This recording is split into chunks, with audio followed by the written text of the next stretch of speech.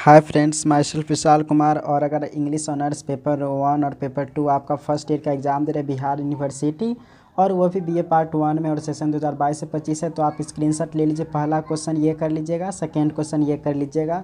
उसके बाद थर्ड और फोर्थ क्वेश्चन भी बता देते। तो थर्ड और फोर्थ क्वेश्चन में आपको तरीका बताया हुआ है कि किस तरीके से आपको आंसर करना है, तो आप स्क्रीनशॉट ले लेंगे। उसके बाद हम पेपर 2 के बताते हैं। तो पेपर 2 में भी आप स्क्रीनशॉट ले लीजिए। फर्स्ट और सेकेंड क्वेश्चन का आप स्क्रीनशॉट यहाँ पर ले लिए होंगे।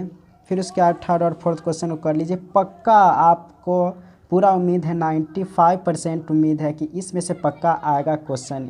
इसी सब में से आने का 95% उम्मीद है। अब इसी को एक्सप्लेन करते हैं। तो स्क्रीनशॉट ले लिए होंगे और आपको इंग्लिश ऑनर से रिलेटेड हर तरीके की बात को यहाँ पर बताने की कोशिश करेंगे। तो जो मुझे लगा है लगभग 2.5-3 घंटा यही सिर्फ पेपर 1 और पेपर 2 को इम्पोर्टेंट क्वेश्चन छाँटने में समय लगा। अब एक एक क्वेश्चन को समझते हैं।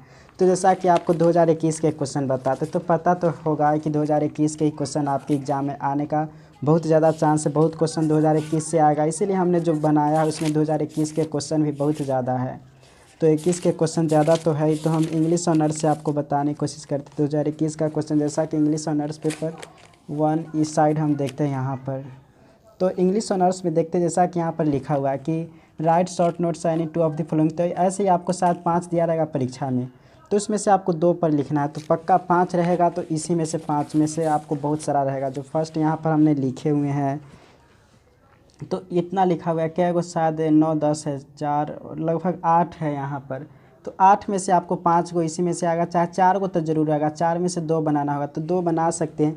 जैसे मॉडर्न पोएटिक ड्रामा हो गया, रोमांटिक एरेबियल हो गया, फिर जॉर्ज पोएट्री हो गया, विक्टोरियन ड्रामा। तो इस पर लिखना तो बहुत आसान है। और ये फर्स्ट क्वेश्चन कर लेंगे, जैसा कि वो आप अपना देख ही सकते हैं बहुत सारा चीज़ में। जैसे यहाँ पर विक्टोरियन पोएट्री हो गया, तो इसी के बारे में लिखना रहेगा, तो वो सब लिख सकते हैं पढ़ कर। तो केवल आपको कितना जहाँ जितना लिखे उतना पढ़ के जाना है।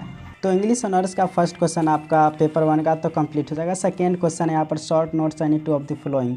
तो यहाँ पर जो लिखा हुआ है, जैसे इतना सारा चीज़ है तो आपको इतना करके जाना है। जैसा कि लगभग एच तक, यानी कि 4-4-8 8 लिखे हुए हैं यहाँ पर सेकेंड क्वेश्चन में देख रहे होंगे। तो ये 8 कर लीजिएगा। 8 में से ज़रूर 3 या 4 पक्का आ जाएगा, और 3-4 आएगा तो आप आसानी से तो लिख ही दीजिएगा। तो इसके बारे में सिंपल लिखना है। जैसे ये इसका नाम है, ये राइटर का नाम है, यानी कि पोएट का नाम है, तो उसके बारे में लिखना है, तो वो सब लिख दीजिएगा। और यहाँ पर बता देते हैं, अगर इसका आपका जो भी सब्जेक्ट है, मतलब आपका जैसे एक ऑनर्स पेपर में 2 पेपर हो गया, उसके बाद आपका अगर 2 सब्सिडरी पेपर होगा और 1 होगा लैंग्वेज पेपर। तो अगर इस सब का गेस क्वेश्चन के साथ आंसर चाहिए तो आपको 59 रुपीज़ पेमेंट करना होगा। और हम व्हाट्सअप नंबर ही बता देते हैं, इस व्हाट्सअप नंबर पर आप कंटेक्ट करेंगे तो 59 रुपीज़ पेमेंट करने के बाद 28 दे सकते। तो इस तरीके से ये नंबर है। तो 59 रुपीज़ पेमेंट के बाद आप हर तरीके के, मतलब यहाँ पर इम्पोर्टेंट क्वेश्चन और साथ में आपको ये इम्पोर्टेंट क्वेश्चन का आपको आंसर भी मिल जाएगा। तो यही बात है। तो सेकेंड क्वेश्चन भी आप कर लीजिएगा। थर्ड क्वेश्चन है कि attempt a critical appreciation on any of the following, यानी कि क्रिटिकल अप्रिसिएशन जो लिखने के लिए कहा जाएगा, तो ये आपको पता नहीं चलेगा। किताब से बाहर से भी पूछ सकता है, किताब के बाहर से भी पूछ सकता है, कोई भी 2 लाइन उठा लेगा। जैसा कि हम 2021 के कुछ एग्जाम्पल से देखते हैं। जैसा कि पेपर 1 में देख रहे हैं यहाँ पर कि मान लीजिए she is not fair to outward view her. तो इस तरीके से यहाँ पर देख सकते हैं। इसी तरीक़ा से आपको पॉइंट आएगा।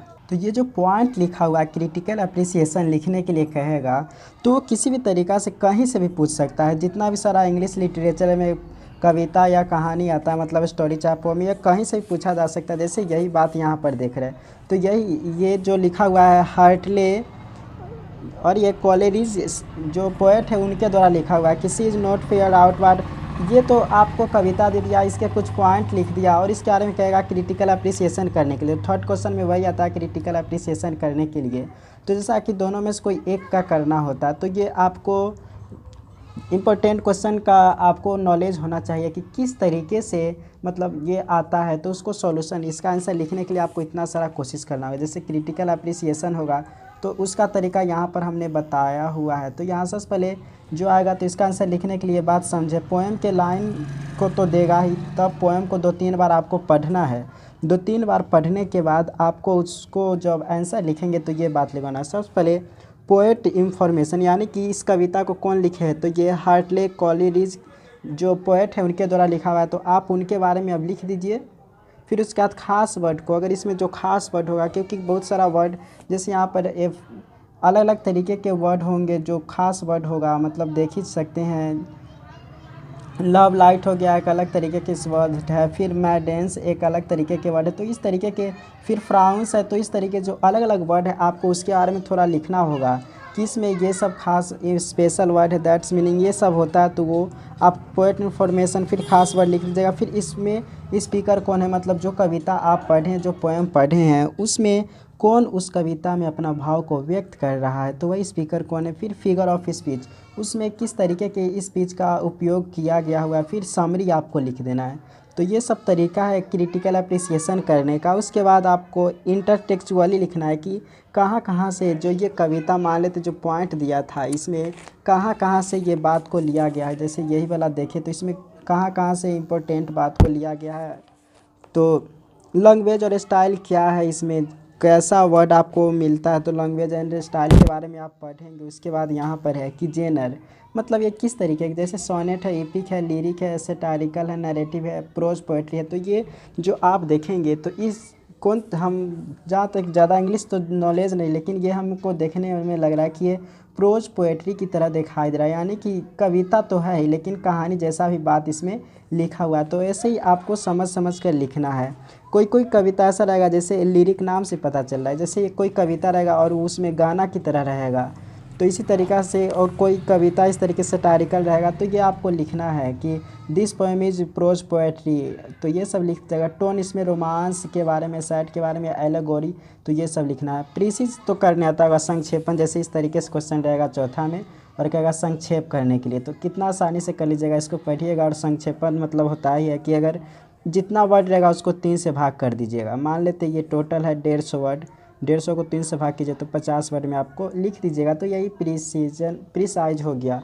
तो पेपर 1 में आप कर लीजिएगा। इंपॉर्टेंट क्वेश्चन बता दिए कि आपको केवल जो पेपर 1 है तो इतना ही क्वेश्चन कर लीजिएगा। उसके बाद पेपर 2 के बताते हैं। तो पेपर 2 का भी आप देख सकते हैं, जैसा कि पेपर 1 का तो देख ही लिए, पेपर 2 वाला बताते जैसा कि ये बात है। इसमें जो बात दिया रहेगा कि explain with reference to the context of the following, तो जो आप इतना क्वेश्चन करेंगे, मतलब कीजिएगा इतना क्वेश्चन जो पेपर 2 में देख रहे हैं, ये दूसरा क्वेश्चन इतना करेंगे तो इसी कविता के लाइन में आएगा, ऊपर आएगा, तो इतना कर लीजिएगा। तो ये तो खुद तैयारी कर ही लीजिएगा। तो दूसरा पहला आपको कंप्लीट हो जाएगा, जैसे डॉबर विच हो गया, फिर the gifts of the God हो गया, फिर ओड टू नाइटिंगेल हो गया, थॉट्स इन गार्डन। तो इतना ही करके जाना है, तो बहुत आसान है, वो कर लीजिएगा। उसके बाद बताते हैं थर्ड में। तो थर्ड में जो लिखा हुआ है तो इसमें ABCD यानी कि 4 ही करके जाना है। लगभग 15 के आसपास दिया होगा, 12-15 हो सकता है। तो इसमें से केवल आपको 4 ये करके जाना है। तो आप अपना गेस्ट पेपर में देखिए। उसके बाद है critically examine the essential aspects of, तो ये आपको चौथा में, जैसा कि यहाँ पर देख सकते हैं कि थर्ड क्वेश्चन है critically appreciate any 2 of the following, तो उसको अप्रिसिएट कर सकते 2 ऑफ द फॉलोइंग का। उसके बाद यहाँ पर है कि discuss MacFlecknoe as mock heroic poem, तो इस तरीके से कहेगा तो ये लिख दीजिएगा।